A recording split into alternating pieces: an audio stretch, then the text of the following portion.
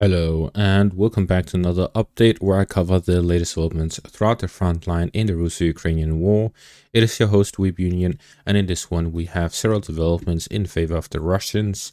The Russians have managed to advance in the direction of Krylyakivka in the north, in the direction of Toretsk in the center, as well as in the direction of Pokrovsk, where the Russians are continuously storming the defensive line of the city, getting closer and closer to it.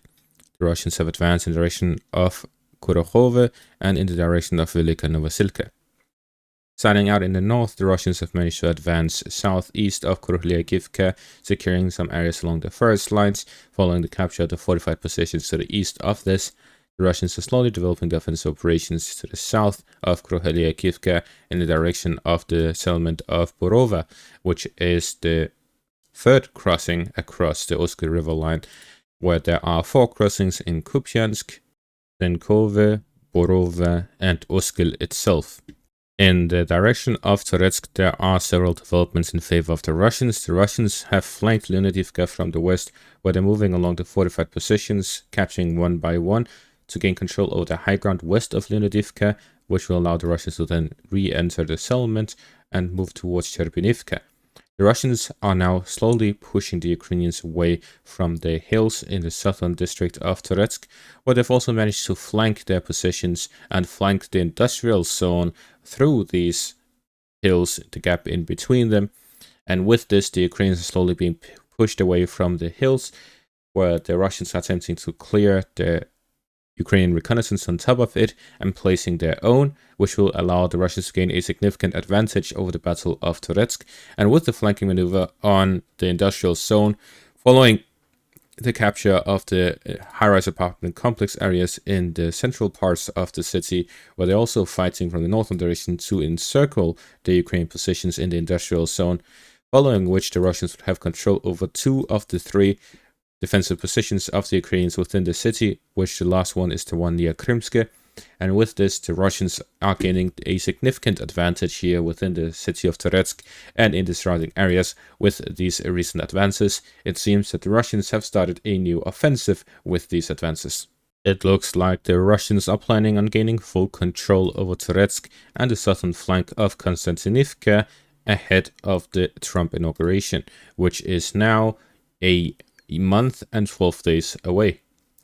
In the direction of Pokrovsk itself, the Russians have made several advances here, where they have managed to gain a foothold within Vytroshenia. They've also managed to get a foothold within Shevchenko and Novotroitsk, attacking all 3 settlements at the same time, gaining a strong foothold in the western flank of the fortified positions of the Ukrainians near Pokrovsk.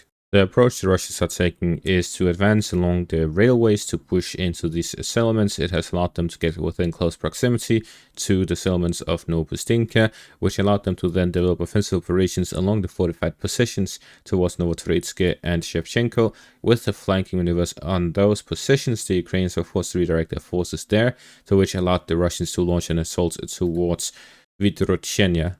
With the fighting on the left flank and potentially a start of fighting on the right flank following the foothold within the Sivka and Sokhia, the Russians can enclose the fortified positions from both directions, flanking both of the sides to gain full control of it, or they may potentially look to concentrate their forces on the western flank, which will allow them to bypass the first line of defense and move on to the second line of defense, following along the railways to continue flanking the first line of defense. And with a combined strike towards Milorad as well, they'll be able to cut off the location to all of these fortified positions, forcing the Ukrainians to withdraw to the second line of defense near Novopavlivka and on the outskirts of Pokrovsk itself. The Ukrainian positions near Pokrovsk are also vulnerable on the west-hand side, as we see that there are far fewer fortified positions in this direction. This means that the Russians may actually look to create a buffer zone along the first and second lines of defense on the eastern parts of their assaults, and then push along the western parts to cut off the road between Pokrovsk and the Dnipro region, and at the same time to gain entry into Pokrovsk from the west-hand flank. There's also the potential for an expansion of this to also include the eastern flank to push towards the intersection east of Pokrovsk, cutting off the road between Konstantinivka and Pokrovsk, and then advance along both flanks. However, again, there's far more fortified positions in the eastern parts than the western parts, so it's likely that the Russians will do a wide flank on the west-hand side, cutting off the roads connecting Pokrovsk, cutting off its supplies coming in, and encircling it from all sides except for the eastern side, leaving that exit open, which will force the Ukrainians to send reinforcements from the eastern side or withdraw from the eastern side, which is within close proximity of Russian forces. As the Russians also capture Toretsk, they can flank the fortified positions of the Ukrainians north of Avdiivka and move towards cutting off the road here in between Konstantinivka and Pokrovsk. In conclusion, with the Battle of Pokrovsk beginning due to the recent advances of the Russians along the first line of defense of the Ukrainians near the city, the Russians are developing offensive operations to gain full control over the city, which will then allow the Russians to flank the Ukrainian positions along Konstantinivka, Drushkivka, Kramatorsk, and Sloviansk here in the central parts of the Donetsk region, which will allow the Russians to then look to gain full control over the entire Donetsk region. In the direction of Velyka Novosilka, the Russians have advanced in the western flank of it. Here they are looking to cut off the supplies going in and out of Storozheve and Makarivka to force a Ukrainian withdrawal from this pocket that has now been formed, where the Russians have fine control over the exit from Storozheve. This means any Ukrainian forces within here are being heavily bombarded, and the only exit is through Russian positions where they can attack them. At the same time, with these advances on the fortified positions west of Velyka Novosilka, the Russians are encroaching on the Ukrainian positions, where they are in control over the eastern supply line, and with closer proximity to the western supply line, they can completely encircle Velyka Novosilka, forcing the Ukrainians to make use of dirt roads along the fields to resupply, which due to the weather conditions would be difficult. To summarize the developments, we can see that the Russians are completely focusing their efforts along this area here, where the border would be the Oski River line in the north, the Donetsk region itself, and that is where the most active offensive operations of the Russians are taking place. The Russians want to bypass this entire area due to the fact that the Ukrainian defenses here are extremely tough. They've already moved through a similar set of defensive positions near Donetsk, Avdiivka, Pokrovsk, but they are bypassing the majority of the remaining parts through those.